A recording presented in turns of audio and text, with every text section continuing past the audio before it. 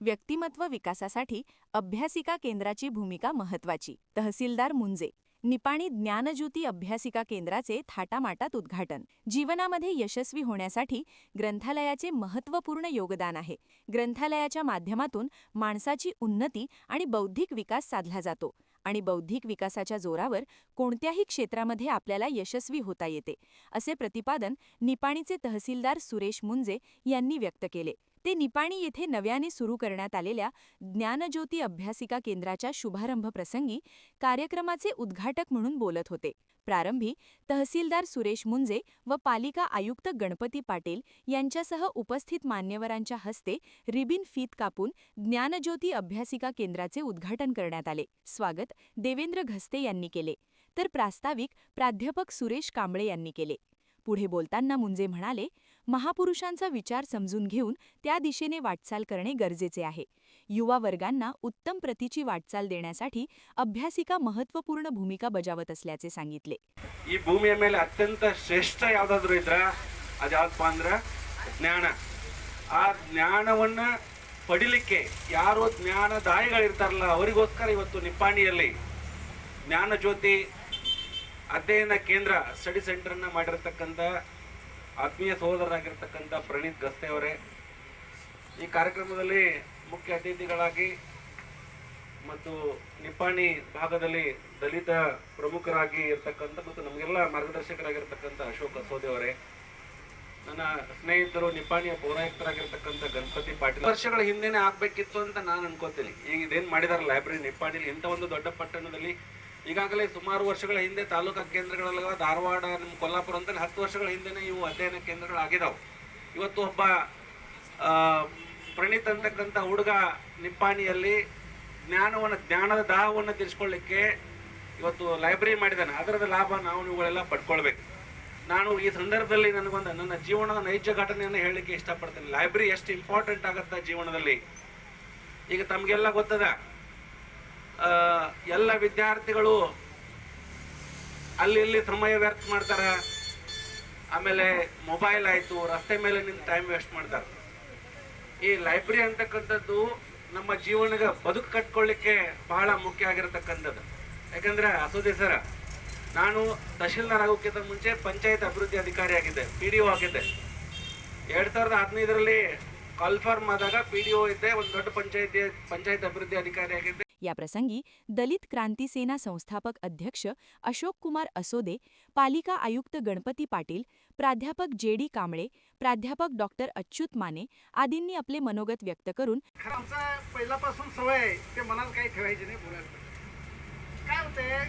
जरा मी ह्याला बोललो, देवेंद्रला मी साक्षी आहे, बोललो जरा वेळ करूया, बोललो ना, जरा उद्यातला वेळ करू. त्यांनी काय विचार केला, भाडं मग 15-20 पुढं होते, आता भाडं ठरवलंय असं म्हणतात.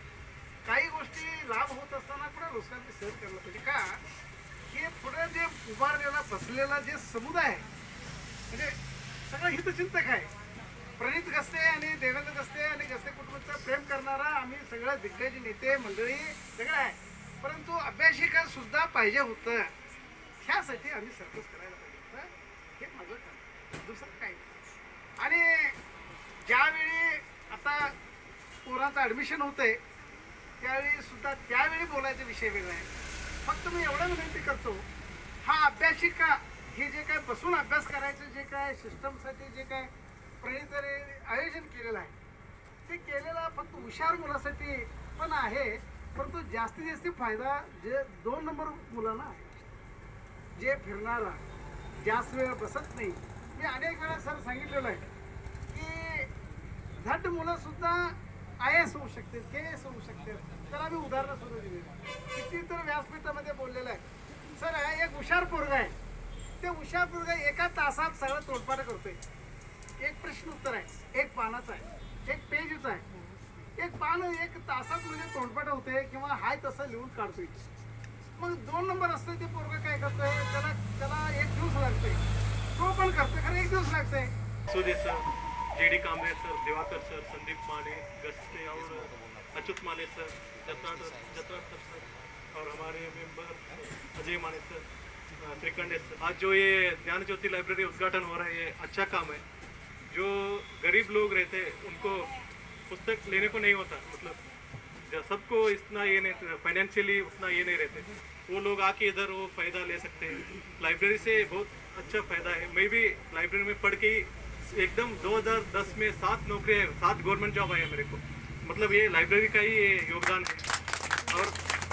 और उसके साथ और अभी जो इधर बैठे हैं ना ये सब लोग, ये बहुत बड़े बड़े लोग, मतलब अम्बेडकर विचारधारा के, डॉक्टर बाबा साहेब अम्बेडकर के विचारधारा के लोग हैं और अच्छे अच्छे एक्सपीरियंस लोग हैं। अभी मैं जस्ट जत्राटकर सर से बात किया, सर बोल रहे थे वो PhD किया है देवदासी वुमेन के बारे में, 700 से ज़्यादा गांव वो सर घूम के आए।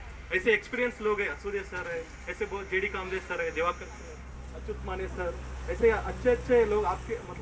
तो IPS झाल्यानंतर त्यानं पहिलं काय काम केलं माहिती आहे? तो माझ्याकडे आला आणि म्हणाला मी 5 वर्षाला भेट देणार. तर त्या शाळेमध्ये मी शिकलो. जत्राट विषयीला 5 वर्षाची भेट दिली, तिथं पाण्याची टाकी दिली आणि मग तो म्हणायला लागला की आता माझा सत्कार करा. हे जे काम आहे की नाही, की ज्याच्यातून मी घडलो त्या शाळेचा सन्मान करणं हे माझ्या पुतण्यानं काम केलं होतं. तो IPS होता की नाही, त्या कोल्हापूरलाच अभ्यासाला, आणि मी आणि राजूला पुस्तक देतो, 100 पुस्तकं आम्ही दिली होती कोल्हापूरला. आता तो IPS झाला, तुम्ही निपाणी केंद्र केल्यामुळं इथले 100 विद्यार्थी IPS होतील ही मला आशा आहे. त्याला एक कार्यक्रम होता आमचा आणि तिथं एक ती गोव्याला आता काम करते. मी म्हटलं तिला बोलवा, तिचा आम्ही सत्कार करू. गोव्याचा पूर्ण अधिकार तिच्याकडे आहे. तिचे वडील काल त्यांनी आम्हाला पेढे वाटले रात्री. मला काय सांगायचं आहे की बाबासाहेब म्हणायचे की शिक्षणानं माणूस शहाणा होतो. बाबासाहेब 18 तास काम करायचे ग्रंथालयामध्ये. प्रणित घस्ते यांना पुढील वाटचालीसाठी शुभेच्छा व्यक्त करून या अभ्यासिका केंद्रासाठी सर्वतोपरी सहकार्य करण्याचे सांगितले.